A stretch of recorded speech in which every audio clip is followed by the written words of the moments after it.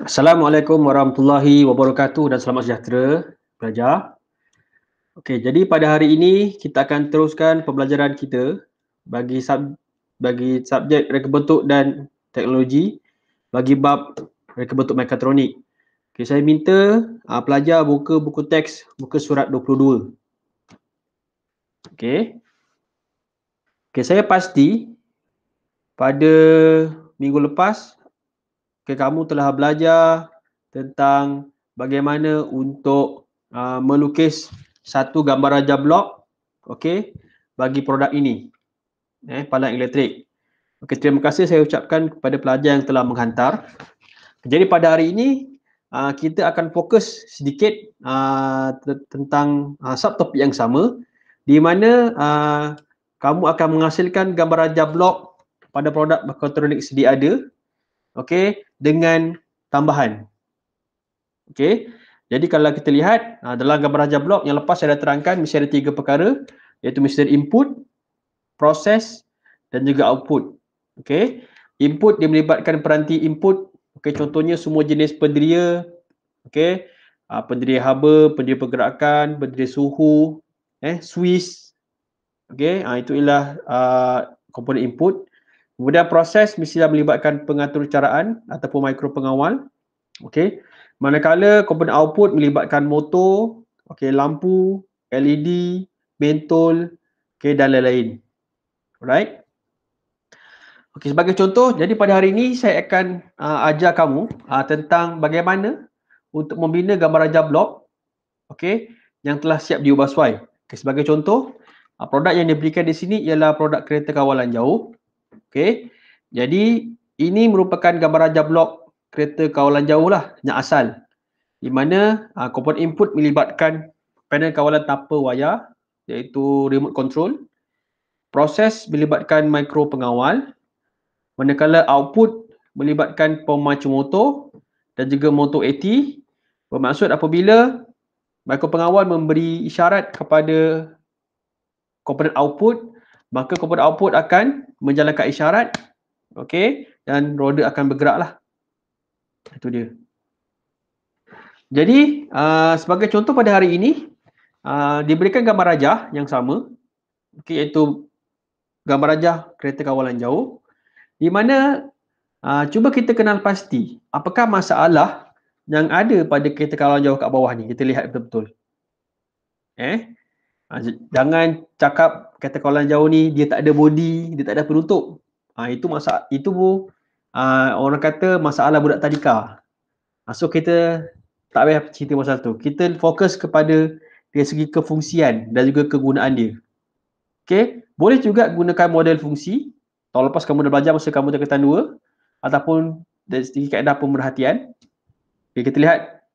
Okay, sekiranya kamu menggunakan kaedah model fungsi produk untuk mengenali pasti masalah, maka ini ialah contoh model fungsi. Kamu kena senaraikan semua komponen lah. Okey. Katakan sekarang saya dah senaraikan semua komponen. Okey.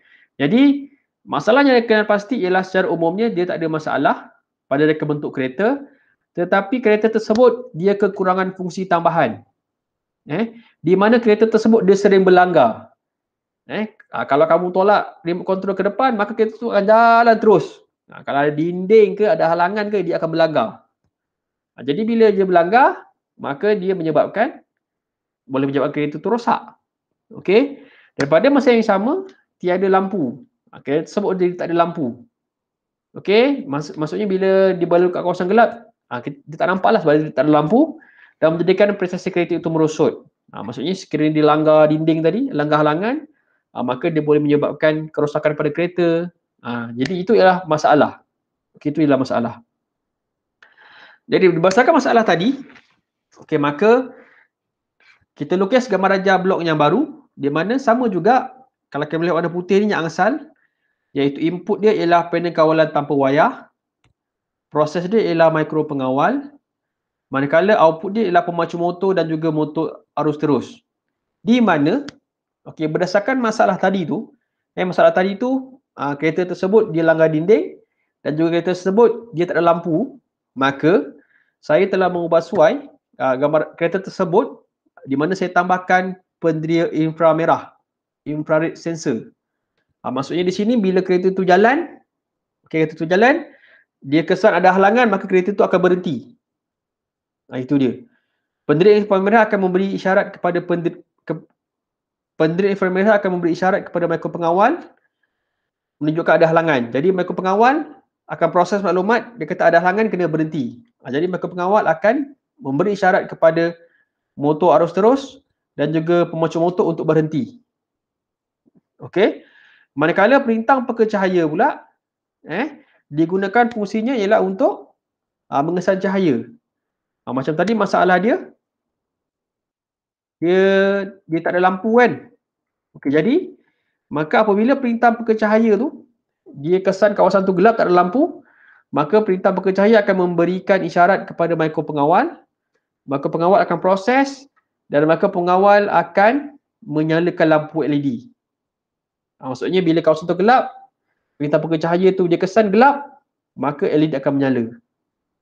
Okay, manakala pembas ni pula sebagai amaran, di mana apabila penderia inframerah dia kesan ada halangan, maka motor akan berhenti berpusing, tayar akan berhenti berpusing dan pembas ni iaitu buzzer ni dia akan berbunyi. Menandakan kereta tersebut berhenti kerana ada halangan di depan. Maka saya sebagai pengguna saya boleh alihkan kereta itulah. Jadi saya tahu bila dia bunyi je saya tahu kereta tu ada halangan, dia berhenti. Itu dia. Okey. Jadi ini ialah contoh gambar rajah blok yang baru. Hasil daripada masalah yang saya hadapi, saya selesaikan dia macam ni. Okey. Baiklah pelajar. Jadi untuk hari ini, tugasan kamu ialah kamu akan diberikan dengan contohnya satu kereta kawalan jauh begini. Di mana ini ialah pilihan komponen yang diberikan, iaitu bateri AA 1.5 iaitu bateri jam biasa. Satu bateri tu voltan dia 1.5.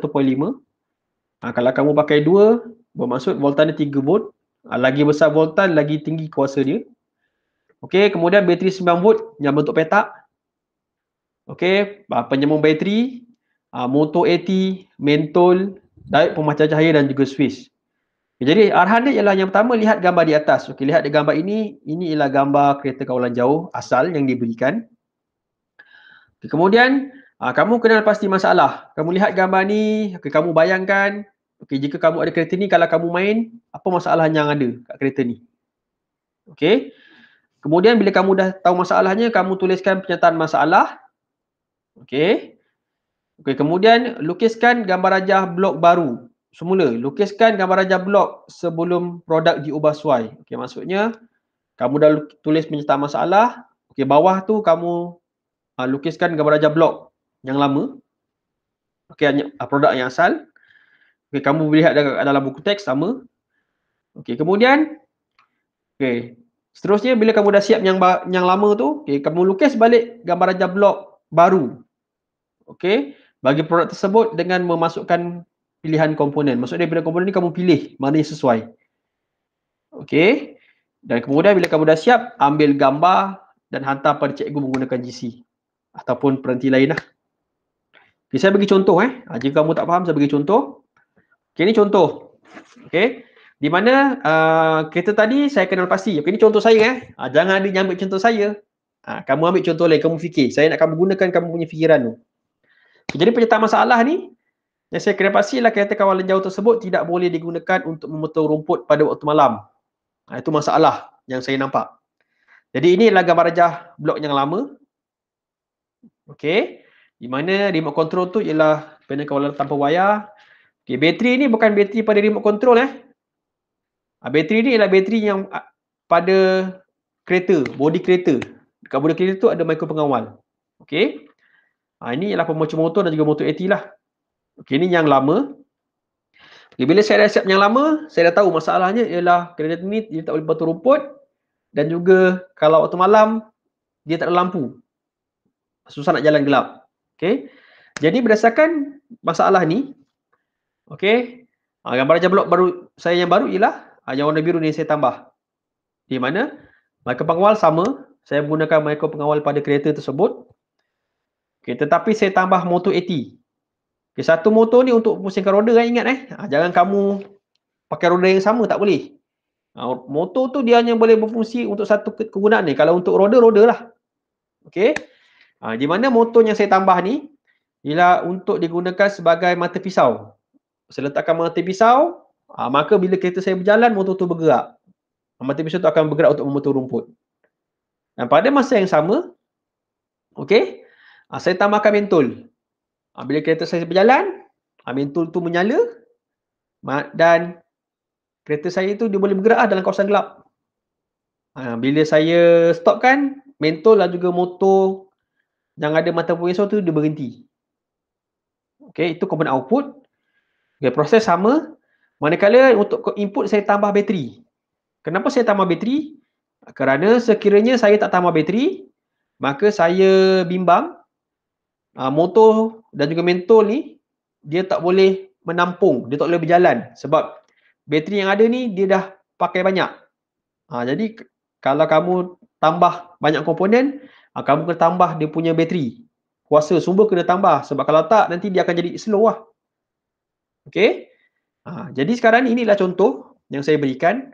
Jadi pelajar, saya nak kamu ada masa 1 minggu untuk kamu fikir dan cuba buat. Boleh bincang dengan kawan, tak ada masalah. Okey? Dan dah siap, jangan lupa hantar. Okey, dan selamat mencuba. Kita jumpa lagi kelas akan datang. Assalamualaikum warahmatullahi wabarakatuh.